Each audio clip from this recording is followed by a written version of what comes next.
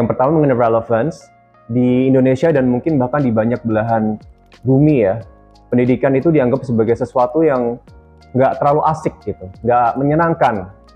Bahkan orang-orang yang pintar itu dianggap sebagai mungkin nerd gitu. Dan kita perlu pecahkan itu, bahwa proses belajar itu bisa menjadi suatu hal yang menyenangkan. Dan bahwa belajar itu bahkan bukan cuma buat anak sekolah saja, tapi buat semua orang, termasuk parents juga. Dan oleh karena itu Ruang Guru selalu, sejak bertahun-tahun yang lalu, kami berusaha untuk menjadi perusahaan pendidikan yang relevan juga.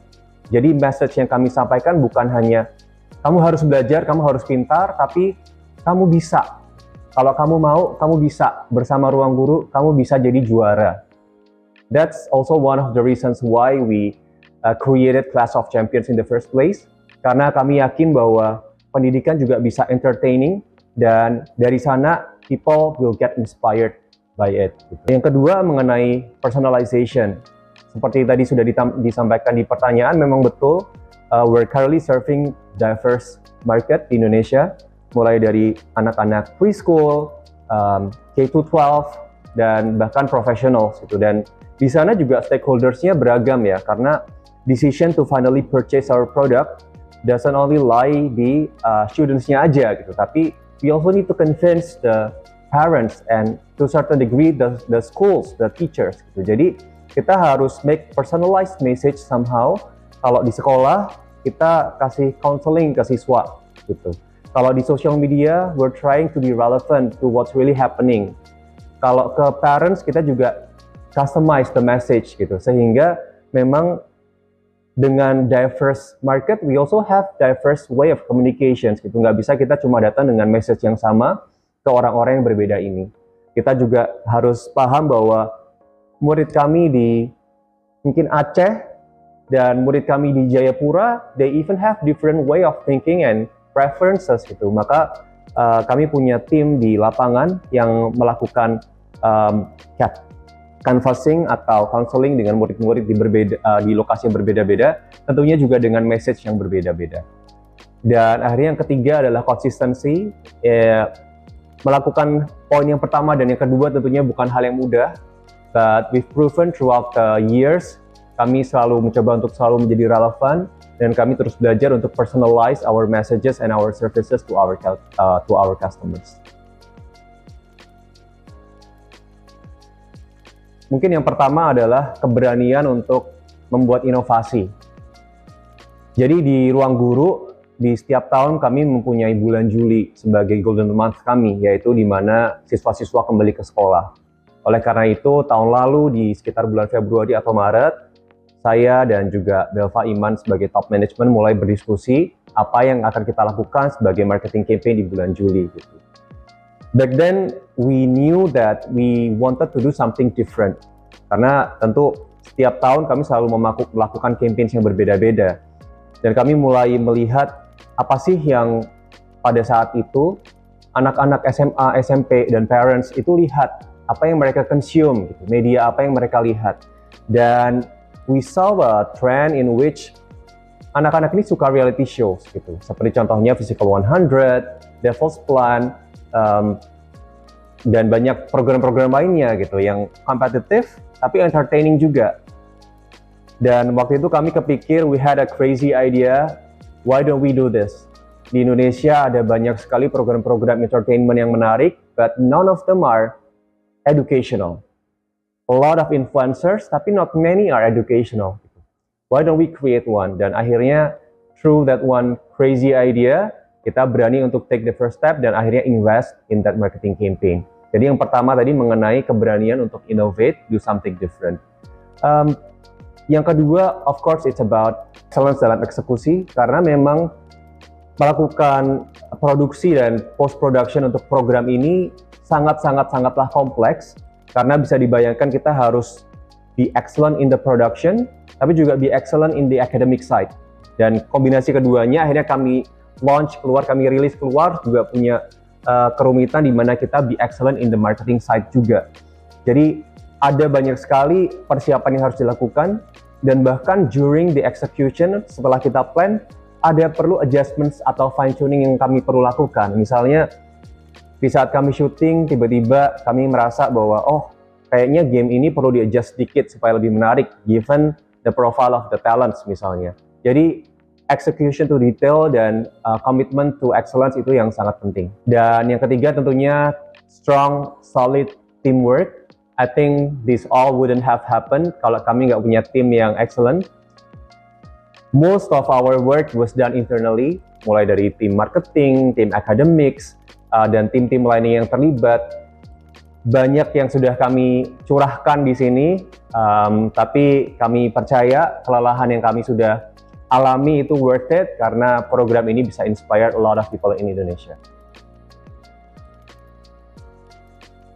Mulai dari short content atau bite-sized videos, kemudian personalized content, dan tentunya contohnya AI yang sekarang sangat-sangat banyak perkembangannya di Indonesia, di dunia, dan bahkan di dunia pendidikan juga. We need to stay ahead of it. Kita juga sekarang sudah punya produk-produk yang berlandaskan AI, jadi powered by AI, contohnya Iris, dan ada beberapa adjustments dalam produk-produk online kami, seperti ruang belajar, yang videonya juga sekarang bisa dikonsumsi secara lebih pendek, gitu, sesuai dengan keinginan market pada saat ini. Dan tentunya ke depan ada banyak perkembangan teknologi lainnya, we need to keep up with it, and we need to make sure that the customers know that we're ahead of it too, gitu, to cater to their needs.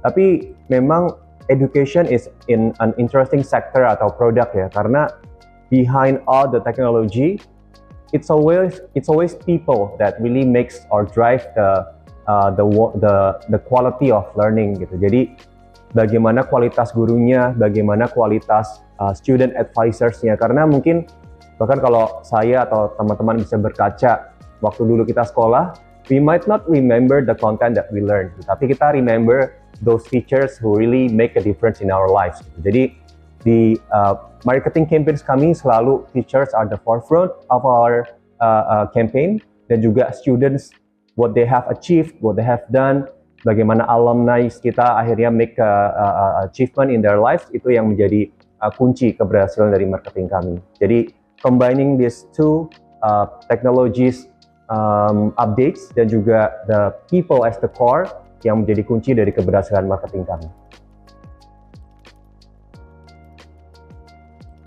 Tentu kami bekerja sama dengan erat dengan pemerintah, seperti contohnya saat ada perubahan kurikulum, kami selalu beradaptasi dengan cepat supaya customers kami, murid-murid kami bisa belajar sesuai dengan kebijakan yang terbaru. Selain itu, kami juga ada beberapa inisiatif kerjasama dengan dinas-dinas pendidikan, seperti contohnya saat kami melakukan tryout akbar untuk sekolah-sekolah di seluruh Indonesia. Jadi ya, kami melakukan strategic partnership with our government. Yang kedua, tentunya sekolah adalah salah satu stakeholder yang sangat penting buat kami. Mungkin sekarang kami sudah punya ribuan school partners, di mana kami melakukan berbagai macam kegiatan atau activities yang berguna untuk murid-murid dan juga guru, mulai dari konseling untuk siswa, training untuk guru, dan penyediaan fasilitas-fasilitas online maupun offline buat sekolah. Dan yang ketiga, kami juga tentunya bekerja sama dengan influencers. As I said earlier, mungkin di beberapa tahun lalu susah buat kami untuk mendapatkan influencers yang memang punya hati untuk pendidikan, gitu ya. And that's why at this moment with Clash of Champions, we create those influencers, gitu. Kami sekarang punya lebih dari 100 influencers pendidikan dari program-program kami, dan kami percaya influencers pendidikan ini bisa spread out those messages and inspirations for millions of students in Indonesia.